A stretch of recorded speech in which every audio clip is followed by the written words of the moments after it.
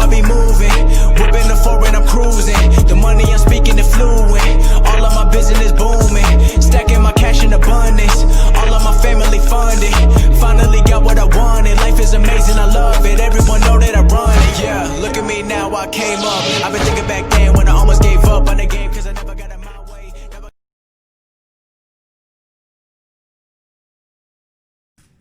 Yo les postos, bienvenue dans cette nouvelle vidéo Mercato Actu Foot, le dossier Léo Messi et ça bouge au Paris Saint-Germain. Voilà, faut jamais parler trop vite. Il y a quelques heures, on disait que le mercato parisien était au point mort, mais là, plusieurs pistes chaudes commencent à arriver sur le bureau de Leonardo. Paris et Léo commencent à faire des propositions. Tourelle et Léo ne sont pas d'accord, mais voilà, certaines pistes, dont deux ce soir, commencent vraiment à prendre de l'ampleur. On y reviendra plus tard dans la vidéo. On commence avec les officiels. Arsenal casse sa tirelire pour Gabriel. À la lutte avec Naples, les Gunners d'Arsenal raflent la mise pour Gabriel Magalhães. Le LOSC récupère 30 millions d'euros pour son défenseur brésilien de 22 ans. Donc voilà, c'est désormais officiel. Donc voilà, en recrutant Gabriel Magalhães, Arsenal s'attache les services d'un joueur plein d'avenir, mais déjà expérimenté, arrivé à Lille en janvier 2017 depuis Avaí, son club formateur au Brésil. Le natif de Sao Paulo était allé gagner de l'expérience déjà à l'Estac, à 3 tout d'abord, puis au Dynamo Zagreb lors de près de 6 mois dans le groupe de Christophe Galtier depuis 2 saisons. Gabriel a profité d'une suspension de 4 matchs d'Adama Soumaoro pour s'imposer comme titulaire à partir de février 2019, auteur de 52 matchs en 2 saisons avec le LOSC. Il vient d'enchaîner 6 matchs titulaires pour sa première participation en phase de poule de Ligue des Champions, une compétition après laquelle les Gunners courent depuis 2017. Il ne participera pas à la Ligue des Champions, mais voilà, Arsenal s'attache ses services pour 30 millions d'euros. Donc on continue. Donc comme vous le savez, le dossier Messi intéresse tout le monde. Voilà, il faut dire la vérité, on va en reparler. Mais on va parler aussi du côté du Paris Saint-Germain d'abord. Du côté du Paris Saint-Germain, il y a des grosses infos qui viennent de tomber, notamment à plusieurs postes. Donc voilà, on se demandait un petit peu qu'est-ce que faisait réellement Leonardo. Paris se concentrerait exclusivement sur Léo Messi. D'accord, Léo Messi est le meilleur joueur de l'histoire du football, peut-être, pour certains. Mais voilà, il faut des latéraux, il faut des milieux de terrain, il faut des défenseurs centraux. Et ça commence un petit peu à s'accélérer. Donc déjà, pour parler un petit peu du Paris Saint-Germain, on commence par Skriniar. Donc la piste Milan Skriniar est confirmée. L'Inter de Milan cherche des liquidités pour faire son mercato. Le joueur pourrait être intéressé par un départ au Paris Saint-Germain. Une opération à la Icardi est étudiée. C'est-à-dire que Paris voudrait un prêt avec option d'achat un an plus tard. Obligatoire ou non. Voilà, c'est Paris qui décidera. Et je pense que c'est pas mal. Si tu arrives à t'attirer Skriniar à 0 €, puis un an plus tard, peut-être leur donner de l'argent avec en plus le choix, ton propre choix, de le garder ou non, c'est assez bien, je trouve. Voilà, on a vu qu'avec Icardi, Paris avait réussi aussi à baisser le prix, ça s'entend bien avec l'Inter de Milan, mais voilà, la priorité pour remplacer Thiago Silva serait bien Milan Skriniar. Donc Milan Skriniar, moi je dis oui, c'est un défenseur central vraiment très bon, affûté, agressif dans les tacles, sans faire non plus de grosses fautes, il prend pas beaucoup de cartons. Moi je dis oui. Voilà, je dis oui, surtout que l'Inter serait prêt à discuter à partir de 50 millions d'euros. Mais voilà, Paris voudrait un prêt, l'Inter ne refuserait pas, et après avoir une option d'achat obligatoire, ou non obligatoire.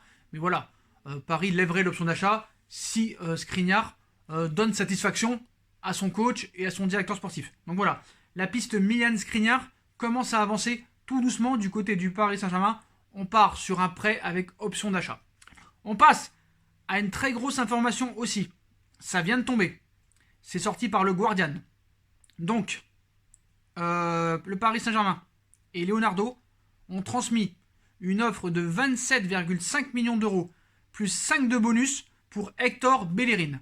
Information et source, The Guardian. Voilà, le latéral droit des Gunners d'Arsenal, qui est en route pour le Paris Saint-Germain. Arsenal pourrait accepter dans les prochains jours cette proposition qui a été faite du côté du Paris Saint-Germain. Donc on sait, Hector Bellerin est souvent associé au Paris Saint-Germain depuis quelques semaines. On sait que Paris est très intéressé par Hector. Donc voilà, le PSG fait une offre. Voilà, donc priorité depuis le départ de Thomas Meunier, le poste de latéral droit pourrait vite trouver preneur au Paris Saint-Germain. Les Parisiens auraient formulé cette offre pour Hector Bellerin, l'arrière droit d'Arsenal. Donc voilà. C'est sûr que ça fait au moins une semaine qu'on en parle de Hector Bellerin, le latéral droit de l'équipe d'Arsenal, érigé priorité depuis le départ de Thomas Meunier. Tu ne peux pas continuer avec Thilo Kehrer et Colin Dagba. Ce n'est pas possible, ils ne font pas l'affaire pour moi. Voilà.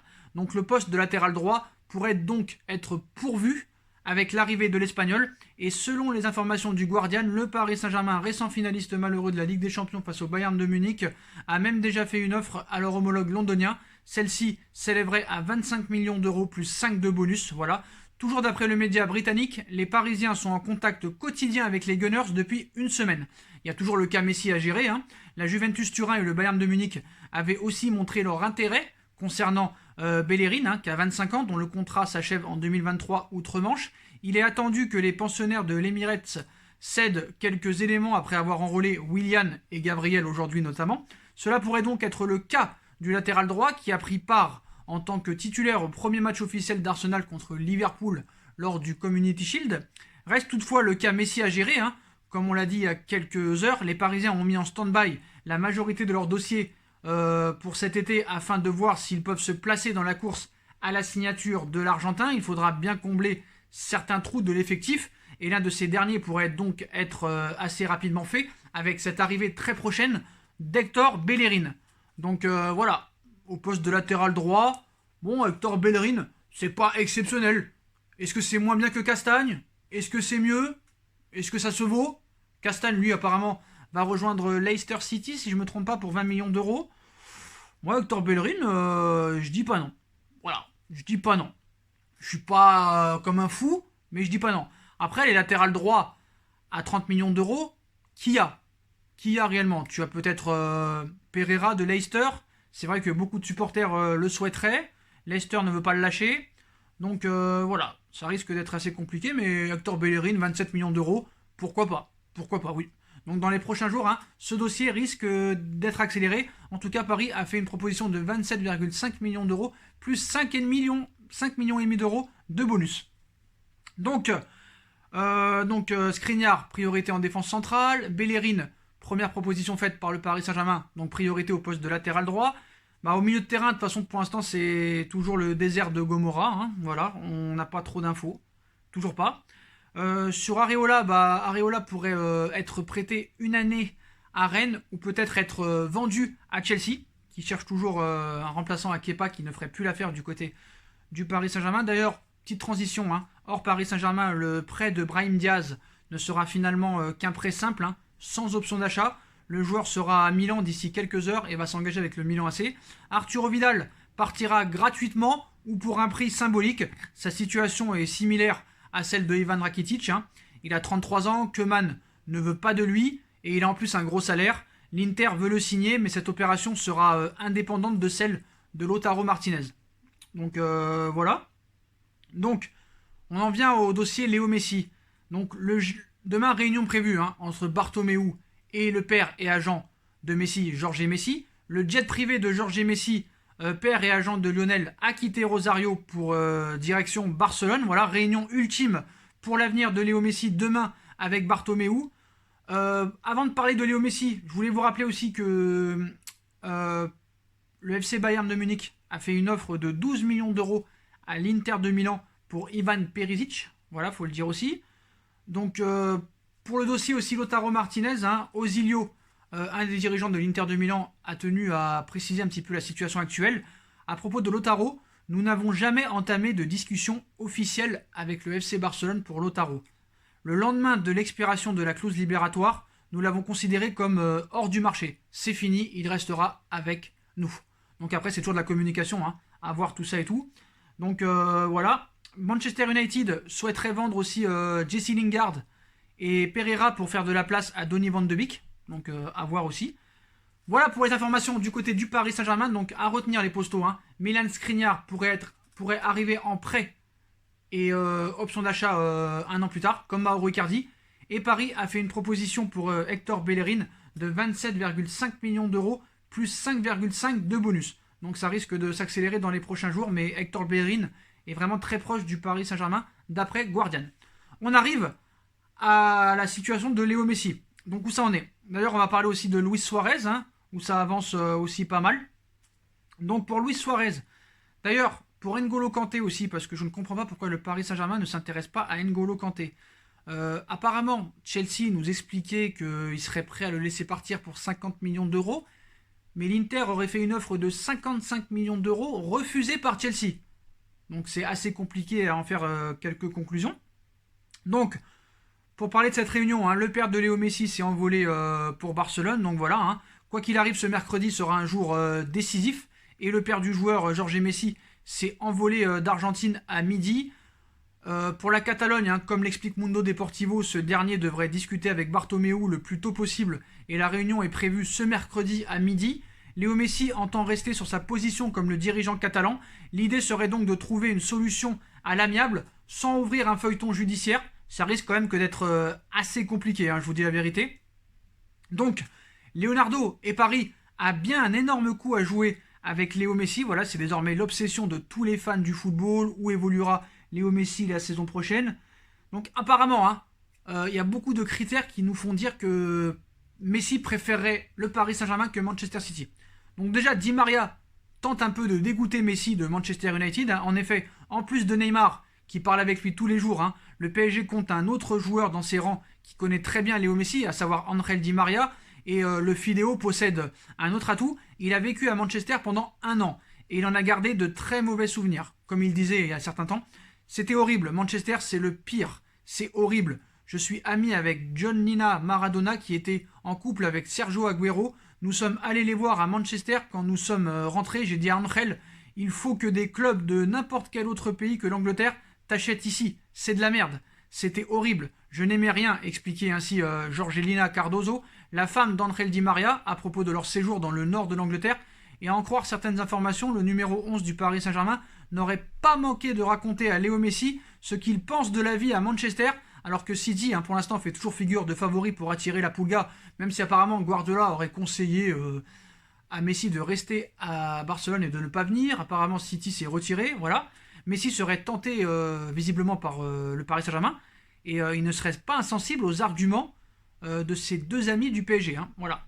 Bien qu'il soit tombé d'accord apparemment avec Manchester City sur les conditions salariales d'une éventuelle arrivée, le natif de Rosario n'écarte absolument pas l'hypothèse de rejoindre le club parisien. Antonella Roccuzzo, la femme de Léo Messi, serait particulièrement tentée à l'idée de vivre à Paris, tandis que l'homme aux 6 ballons d'or serait également séduit par les arguments avancés du côté du vestiaire du Paris Saint-Germain. Après avoir fait le forcing pour rapatrier Neymar au Barça, Léo Messi pourrait finalement le rejoindre à Paris au sein d'un vestiaire très hispanophone, hein, ce qui ne serait pas pour lui déplaire, et la façon dont Angel Di Maria a décrit la ville de Manchester a de quoi dissuader et dégoûter la famille Messi. Reste désormais à savoir quel choix fera la Pulga, quel choix définitif il fera, mais une chose est sûre, le Paris Saint-Germain va bien tenter le coup, hein, et a toutes ses chances pour Léo Messi.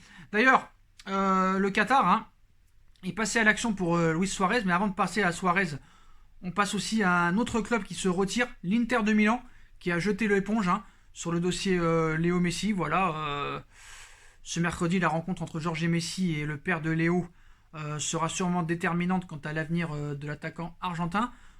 Candidat pour attirer le joueur depuis plusieurs mois, l'Inter de Milan semble maintenant moins bien placé.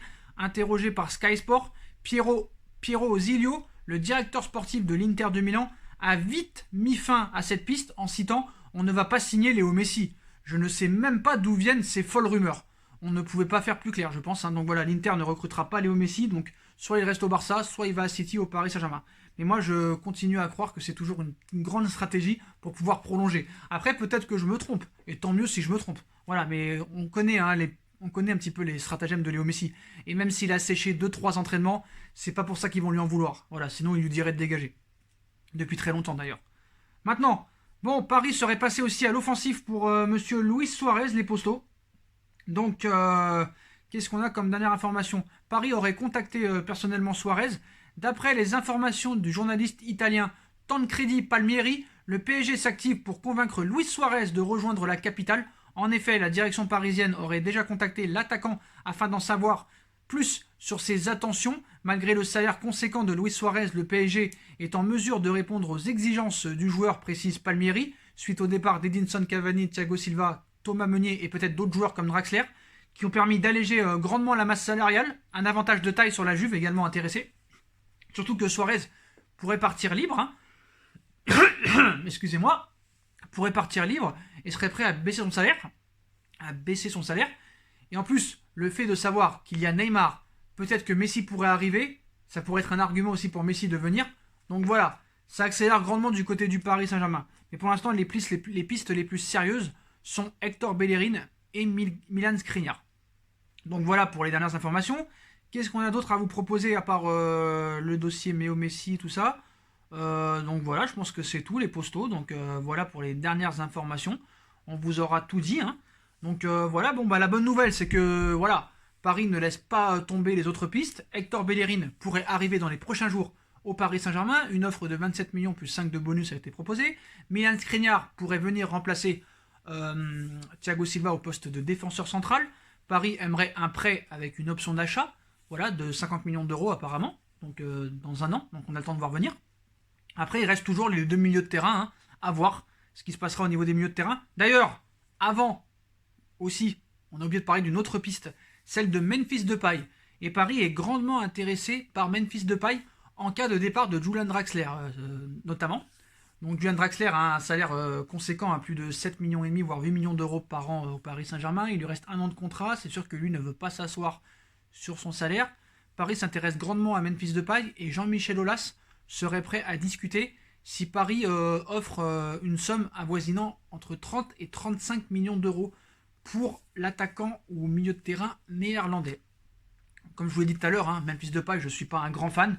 C'est vrai qu'il peut se sublimer sur certains matchs, mais c'est pas un joueur régulier, c'est encore un joueur fêtard, c'est un joueur qui n'a pas une grande hygiène de vie, voilà. Moi je suis pas pour, hein, Memphis Depay, Di Maria, Neymar, Messi, Mbappé, je pense pas que ce soit bon. Après, on sait que Paris, la mauvaise, hein, depuis que Bruno Chéroux, ancien patron des féminines, soit parti, et Leonardo avait dit, hein, que ce soit pour les féminines ou pour les masculins, s'ils veulent jouer à ça, nous aussi on jouera à ça, et on attaquera aussi comme il se doit. Voilà, donc peut-être que Paris aussi a envie de piquer quelques joueurs à l'Olympique Lyonnais. Voilà, comme vous le savez, l'Olympique Lyonnais ne participera pas à la Ligue des Champions. Voilà les postos, voilà pour les toutes dernières infos Mercato. Donc comme d'habitude, hein, dites-moi en commentaire ce que vous en pensez. Je compte sur vous pour bombarder la barre de like. On like, on partage, on commente, on s'abonne. On active la petite cloche pour être tenu au courant des vidéos qui vont sortir. On me rejoint sur mes différents réseaux sociaux, ainsi que sur Utip, hein, si vous voulez faire un petit don ou essayer de participer pour acheter un fauteuil, parce que sur cette chaise, j'en peux plus, voilà. Mais bref, c'est pour rire, hein, ce que je dis ça, bien sûr. Et toujours ma deuxième chaîne YouTube, hein, No Feeling, hein, allez voir ça si vous voulez, tout sera en lien en description. Voilà les postos, je vous souhaite à tous une bonne continuation, prenez soin de vous et à très vite pour une nouvelle vidéo les postos. Tchuss.